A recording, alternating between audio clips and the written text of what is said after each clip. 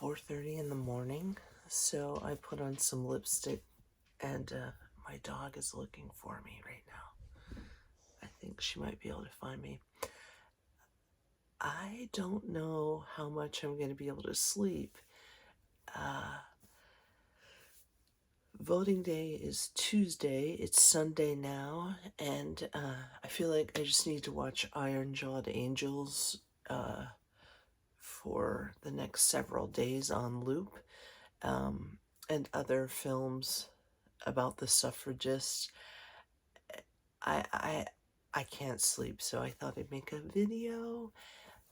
I feel very fortunate because I have been able to just go off-road with my artistry. I've been able to perform in feminist bookshops in the back of 1409 Playbill Cafe, the back of a bar where the back wall of the playing space was a window where you could watch people take out their trash and pick up after their dogs, no matter what scene you were doing.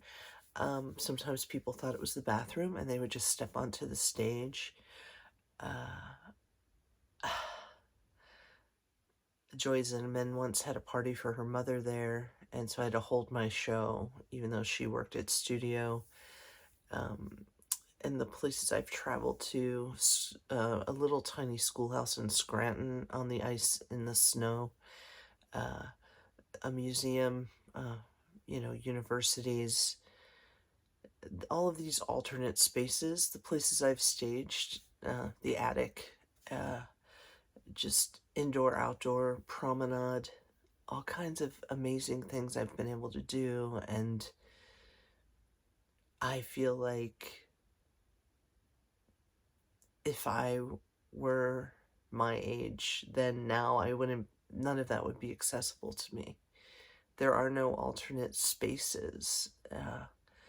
It's not affordable. I watched Douglas Development come into DC. I watched it. That's why I got out of there. I just am remembering doing a suffrage play called A Chat with Miss Chickie at Lafayette Park for Code Pink when they were protesting the war in Iraq. And I remember Congress people walking by them, whispering to them to keep it up, keep it up, keep going. I remember the vigil that they held there, and I remember my friend singing by herself in the snow in protest in this really beautiful way. And never once did any of them have to worry about being shot. I remember two of my friends protesting Newt Gingrich in Congress or Senate or wherever he was, and both of them being banned for life from Capitol Hill. It's just such a different day, and the fascism is terrifying. It's terrifying. And I guess I'm grateful for the work that I've done because I've been able to embrace my own voice, and to even know that I have my own voice seems like a gift. There's a lot of labeling that's been going on, and I've been living with that the whole time. I remember, creating a show called The Voice Inside the Vessel and doing 2 weekends in DC and one weekend in New York. I think that's how we did it. And I remember Lloyd Rose at the Washington Post not covering it and me getting really upset because Lenny Raybuck was doing Betty the Yeti at Woolly Mammoth Theater, and they got a whole full spread from Jane about the crock pot that they had backstage and the ingredients that they used. It was just like a whimsical story, and of course I, being me, was like irate because here I was inventing something and touring it and it wasn't getting covered at all. And I remember Lloyd Rose telling me that unless it was Helen Hayes eligible, I would never be covered in the Washington Post. So I remember going to Helen Hayes and talking to Linda Levy-Grossman, and I remember Linda telling me that every theater in Washington, with like exception of the National or the Kennedy Center, began as a storefront. so that of course I was valuable and the work at Venus was valuable and could be a part of their organization, although that should not have anything to credential with being covered in the Washington Post. And then I remember not being considered for a playwriting, a new play, um, you know, a new play award consideration because we weren't a member of the National New Play Network. And then when I talked to the National New Play Network, we couldn't be a member because we operated on under $50,000 a year. And that disqualified us, although they might look for a special exception, but they never did. So the playwrights that I've produced, many of them have gone on. We've had works published at Carnegie Mellon Press and Samuel French and Chicago University Press, and but it hasn't been because of support from my community. It's just been because it's badass.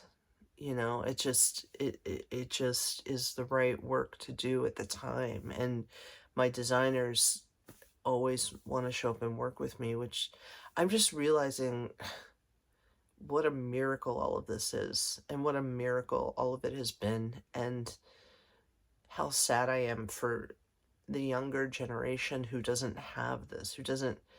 I mean, I know not everybody's like me, not everybody's just gonna, go off road, but it just seems like the far right is very sexist and very racist, and the far left is very classist, and everyone else is just kind of stuck in the middle. And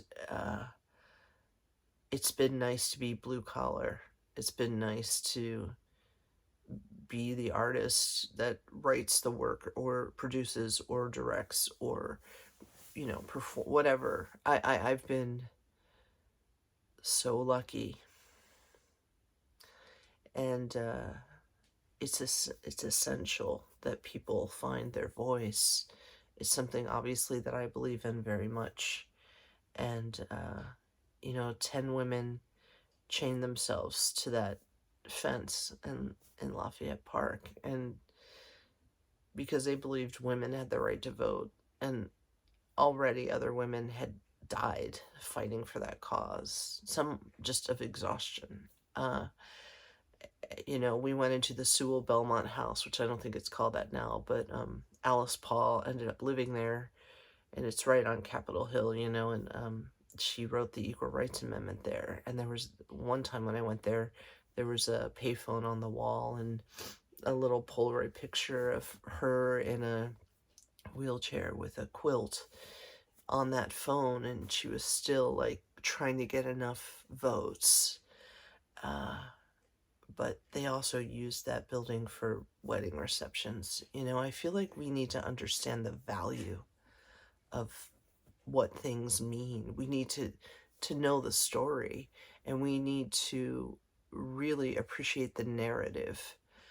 I know that they did a women's theater festival in DC, but I sent two playwrights into that, but I was disinvited from the actual photo shoot, and my company was put at the bottom. And at the big opening reception, which I guess cost $250,000, people were coming up to me like, "Why aren't you on that stage?" It was 10 men and Molly Smith and her assistant on that stage.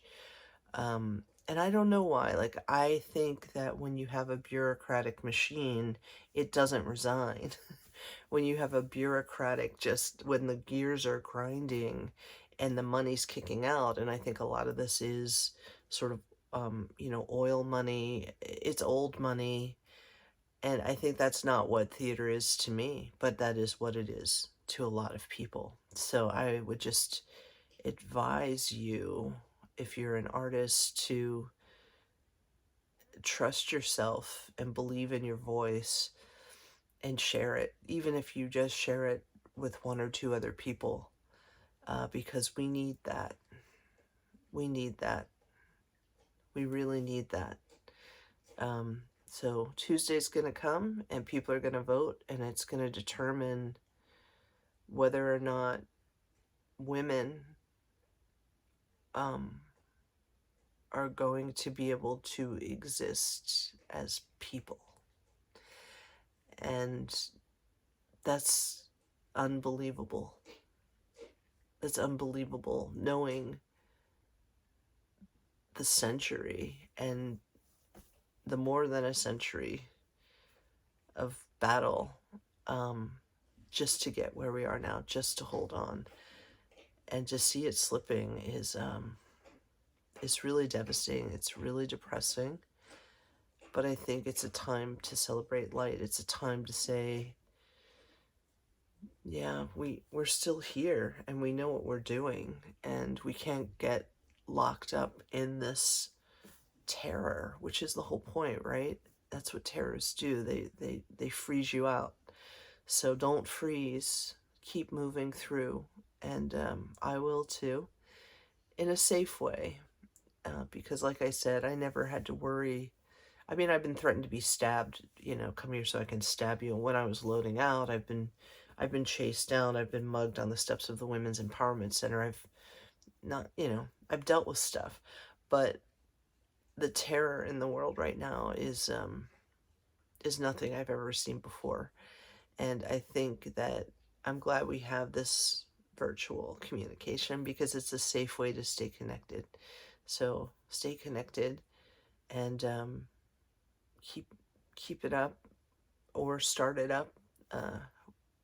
I don't know. These next 2 years are going to be. I don't know how anyone can think about anything else. We've got to turn this whole thing around, and we're standing on incredible shoulders of people who just did the right thing, and I'm just banking on it. I'm just banking on it. If all the women and all the young people show up, it's over. It's our game. But if we just curl up and give up, it's done. So, gear up and get your vote in, please. I don't know if you know about Mother Jones, but there's a story about her. The president was at his vacation home, and she, Mother Jones had lost everything.